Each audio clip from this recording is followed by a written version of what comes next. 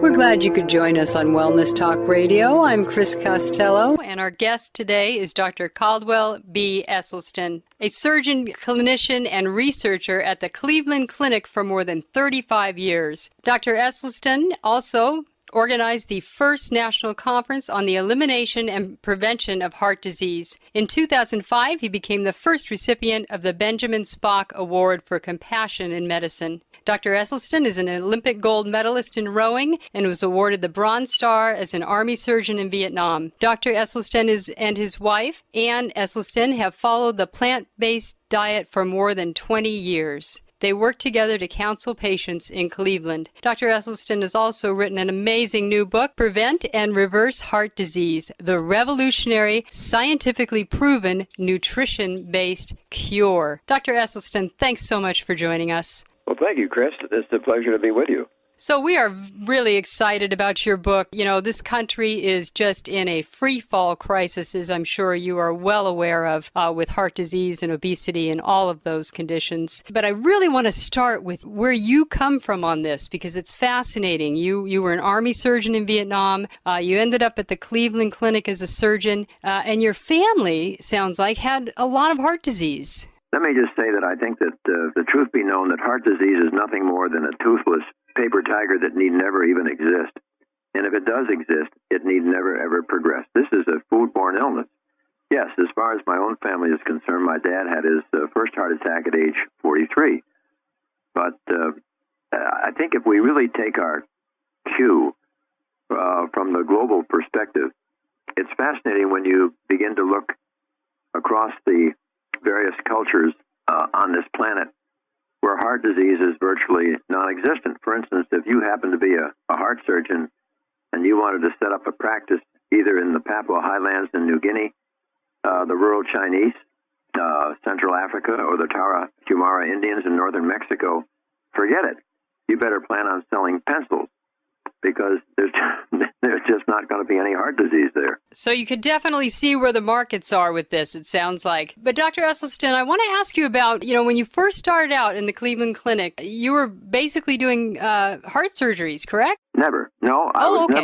never a cardiologist, never a heart surgeon. My primary responsibilities were in surgery of the thyroid and parathyroid, but it was as chairman of our breast cancer task force that I suddenly began to get very, very curious and interested in nutrition, because no matter how many women I was operating for breast cancer, I was doing absolutely nothing for the next unsuspecting victim. And that led to this global research, which was really quite provocative, because you found that in Kenya, Africa, for instance, the incidence of breast cancer was something like 20 or 30 times less than the United States. And in rural Japan in the 1950s, breast cancer was practically unheard of. Yet, when the Japanese women would migrate to the United States by the second and third generation, they, still pure Japanese American, they now had the same rate of breast cancer as their Caucasian counterpart. And perhaps even more compelling was the prostate cancer story. How many men in 1958 in the entire nation of Japan died from cancer of the prostate? 18. And yet by 1978, they're up to 137, which still pales in comparison to the 28,000 who will succumb this year in this country. So we had these very provocative differences globally in cancer, but I felt that my bones would long be dust before I could really get some answers with nutrition and cancer, although in hindsight, I'm not sure that's correct. So my decision was to try to get at cancer through heart disease, because it was so apparent that heart disease is not cancer, and it is not obligatory in any sense. It's just not a disease of aging. We have so many examples of people who live to be 80, 90, and 100 without even a hint of any kind of vascular disease, because they're plant-based.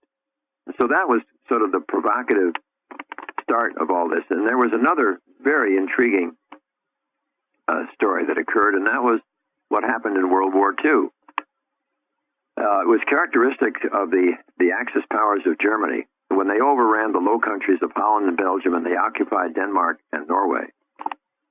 The Germans, characteristically, would take away the livestock of these countries. That is, they take away their cattle, their sheep, their goats, their pigs, their chickens, their turkeys, so that largely these countries were now eating plant-based during the war years, 1939 through 1945.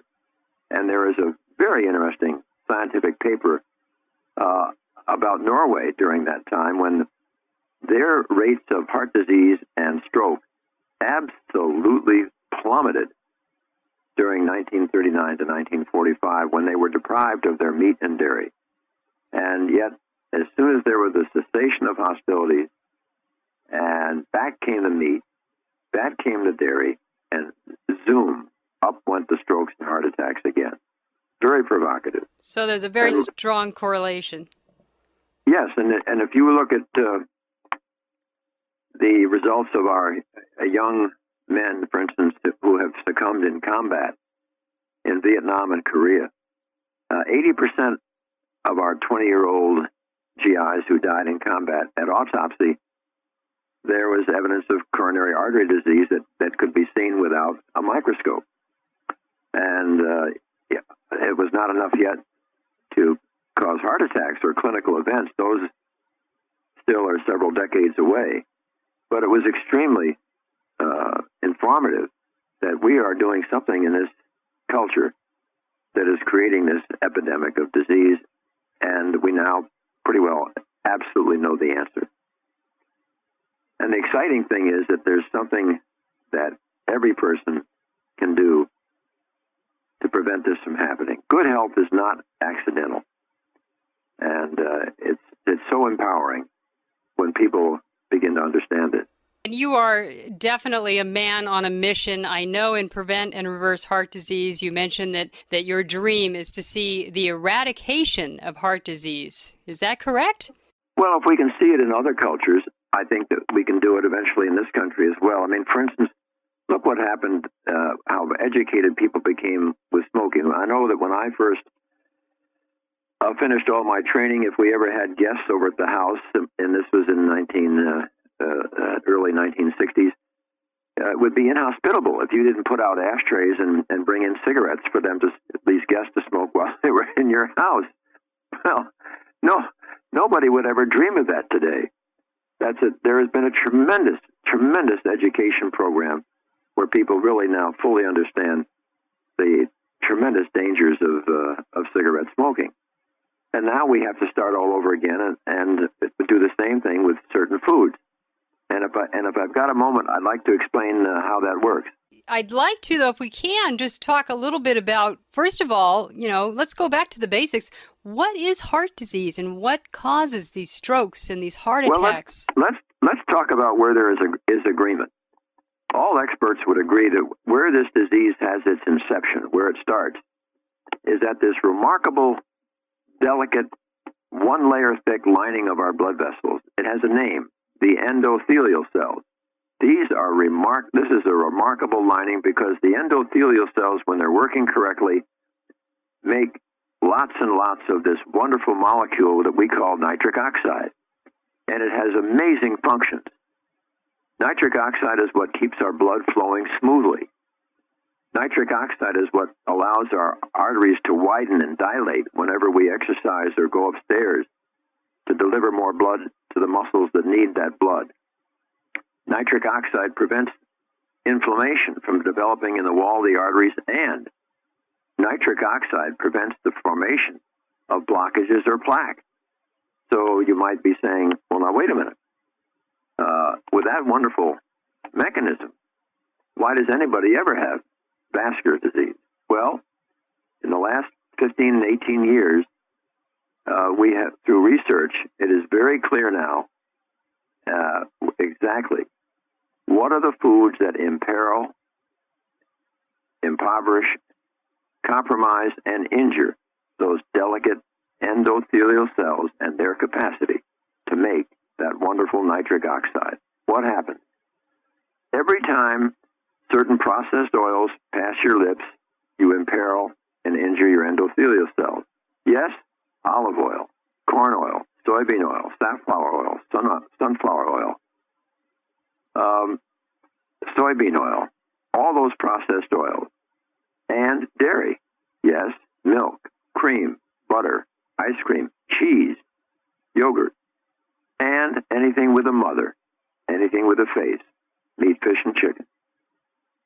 Now, that seems like it's a pretty significant amount, but those are exactly the foods that in our research patients, our patients who were ravaged by heart disease, they had failed their first or second angioplasty or stent. They had failed their first or second bypass. They were too sick for these procedures, or they had refused.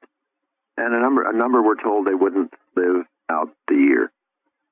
And yet, when you counsel these patients and share with them what's going on with this delicate endothelium, and they get it and they do it right, the endothelium begins to sparkle again, makes enough nitric oxide so that not only does it halt the disease, but it even begins to regress it. This is not cancer. This is purely a benign foodborne illness. And my disappointment with the medical profession itself right now is the fact that perhaps this is one of the first times since the days of Hippocrates where we really haven't been candid with patients what is the causation of their illness. Many physicians just simply throw up their hands and say that patients won't make these changes. Well, we have found that absolutely not to be the case. Patients rejoice when they have a full understanding and comprehension of what it is that is causing their illness. And they're so empowered to think that they themselves, not the cardiologist or the drugs or the procedures, they themselves can be the locus of control for turning this around.